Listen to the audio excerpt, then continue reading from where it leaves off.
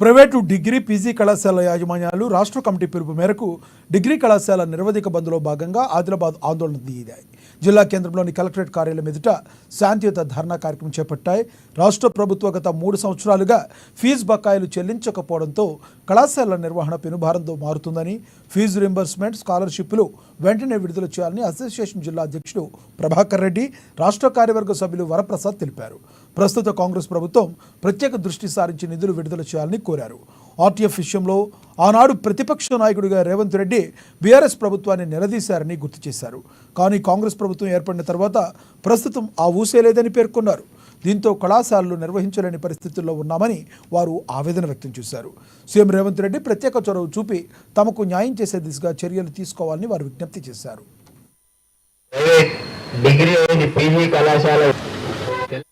Private degree PG కళాశాల యాజమాన్యాల రాష్ట్ర నాయకత్వ పిలుపు మేరకు అక్టోబర్ 14, 2024 నుండి నిరవధికంగా డిగ్రీ కళాశాలలు, పీజీ కళాశాలలు మూసివేయాలని చెప్పని రాష్ట్ర నాయకులు పిలుపు ఇవ్వడం జరిగింది.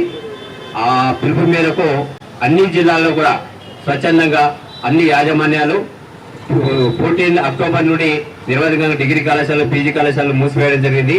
ఎందుకంటే గత 3 సంవత్సరాల నుండి ఆర్టీఎఫ్ కానీ, ఎంటీఎఫ్ కానీ స్కాలర్షిప్లు విడుదల చేయలేదు. గత 2 ప్రభుత్వాలు, టీఆర్ఎస్ ప్రభుత్వమేమి, కాంగ్రెస్ ప్రభుత్వమేమి అన్ని పెండింగ్ లో ఉంచారు. సో వాటి గురించి ఎలాంటి మాట మాట్లాడలేదు.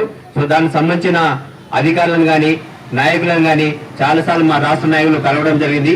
మాట ఇస్తూనే ఉన్నారు, దాటి వేస్తూనే ఉన్నారు. వాళ్ళు అంటే చేస్తాం, చూస్తాం అనే ధోరణిలో వాళ్ళు కాలాన్ని వెలుపిస్తున్నారు, కాలాన్ని గడుపుతున్నారు. కాబట్టి సో మేము తప్పనిసరి పరిస్థితిలో మా రాష్ట్ర నాయకుల పిలుపు మేరకు ప్రైవేట్ కళాశాల యాజమాన్యాల సంఘము రోడ్డెక్కాల్సిన పరిస్థితి వచ్చింది. ఎందుకంటే సమయానికి 2021 కేమో ఎంతో కొంత టోకెన్స్ విడుదలని, టోకెన్స్ వచ్చినా కూడా దానికి ఇంతవరకు రిలీజ్ చేయలేదు ఫండ్. 22, 23, 24 విద్యా సంవత్సరానికి ఎలాంటి ఫండ్ కూడా అలాట్మెంట్ చేయలేదు. సో కాబట్టి ఈ వీరికి ఫండ్ అలాట్మెంట్ చేసి తప్పకుండా ఈ ప్రైవేట్ యాజమాన్యాలను ఆదుకుంటాయని చెప్పని మేము ఆశిస్తున్నాము. తెలంగాణ రాష్ట్ర ప్రైవేట్ డిగ్రీ పీజీ కళాశాల యాజమాన్యాల